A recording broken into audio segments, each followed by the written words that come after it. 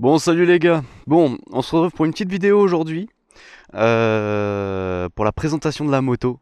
Les gars, on est la présentation de la R7. Donc là, comme vous pouvez voir, on est sur une vue monumentale. C'est exceptionnel, hein, comme vous pouvez voir. Hein. C'est ouah, époustouflant. Bref, la, la base de cette vidéo, c'est cette moto. Donc là, qu'est-ce qu'on a? On se retrouve sur une R7 de 2024 s'il me semble.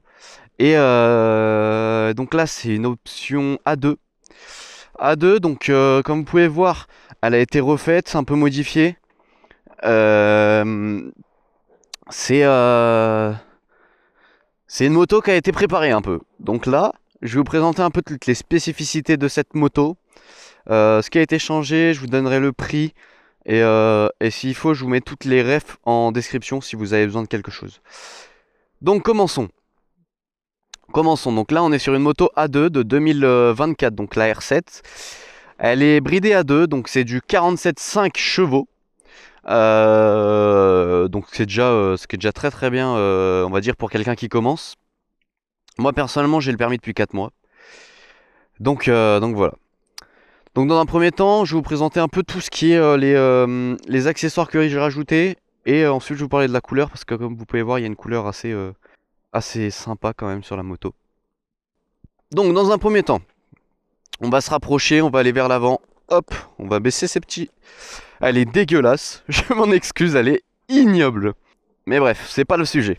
Donc, dans une R7, on a un phare avant comme ça. Donc ça fait beaucoup débat. Personnellement, ça me gêne pas. Je sais qu'il y en a beaucoup à qui ça gêne un peu. Maintenant, moi je trouve que bon, c'est mieux sans, mais c'est pas non plus la mort. Les rétros Rizoma qui ont été ajoutés. Donc là, voilà, rien de plus basique, des rétros Rizoma. Donc pour ceux qui savent pas comment ça fonctionne, en fait, on lève le rétro pour revenir mettre le rétro. Et on le baisse, si vous voulez le baisser quand vous êtes bien sûr pas sur la route. Hop. Bon, celui-là, comme vous pouvez voir, il est mort. Hop. Parce que j'ai eu un accident à l'arrêt, tout comme ça. Hop. Bref. Donc, en plus de ça, justement, les sortes d'ailerons sur le côté. Donc lui, il est pas très bien fixé. Bon, lui, il faut que je le refixe parce que là, c'est pas normal en fait. Il est KO. Mais si vous voulez, un exemple, on a ce côté-là qui est très bien. Et donc là, on est sur un truc pas mal. Donc ça, c'est pareil, ça m'a coûté 150 balles, il me semble. C'est Puig. Puig, je sais même pas comment on arrive à le dire, mais vous avez compris. En Puig, on a aussi ça. Ça qui est notre vitre fumée. Donc là c'est une vitre fumée 100% en noir.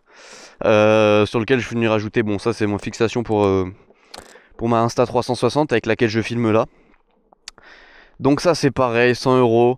Le support de plaque court que je suis venu rajouter ici. Enfin que j'ai fait changer.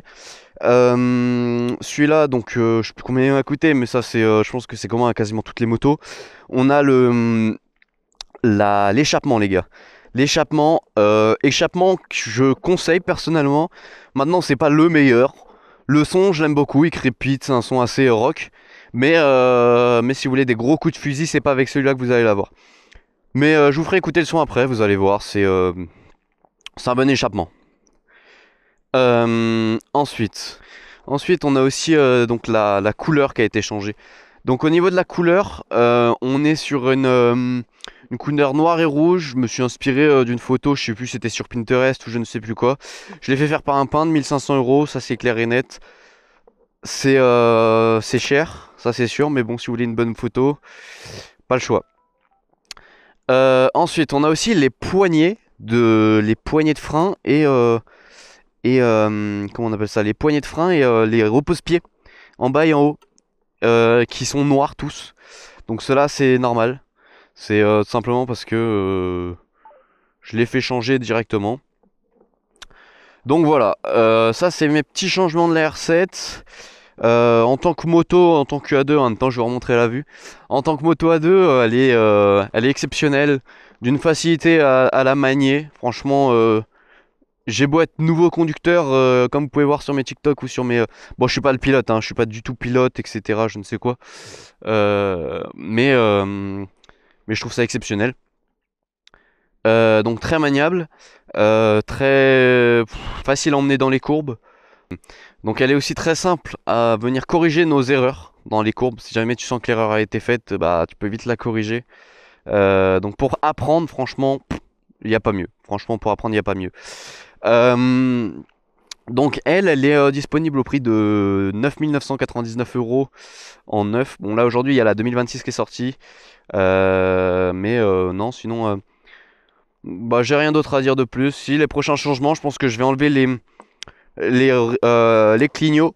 Je vais le mettre ici. C'est un peu comme le R1. Et devant, je vais essayer de voir si j'enlève et si je mets pas des rétros de R1. Là, j'attends de voir vos avis dans les commentaires.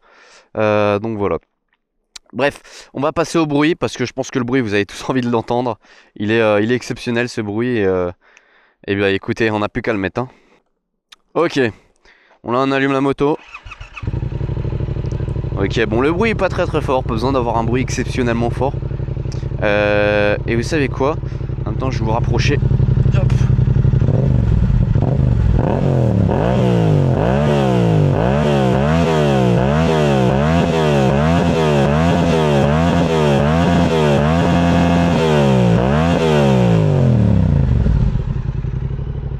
Donc voilà.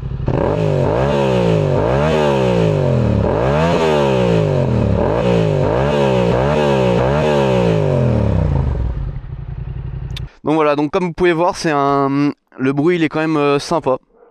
Moi personnellement j'aime bien. Il crépite pas mal.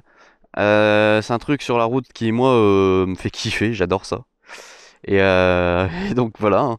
J'ai rien de plus à dire sur la moto les gars, j'espère que la vidéo elle vous aura plu en tout cas. Je vous remercie pour ceux qui l'ont regardé jusqu'au bout. Et puis bah, sur ce, j'ai plus qu'à vous laisser sur une vue comme celle-là. Allez, bisous les frères.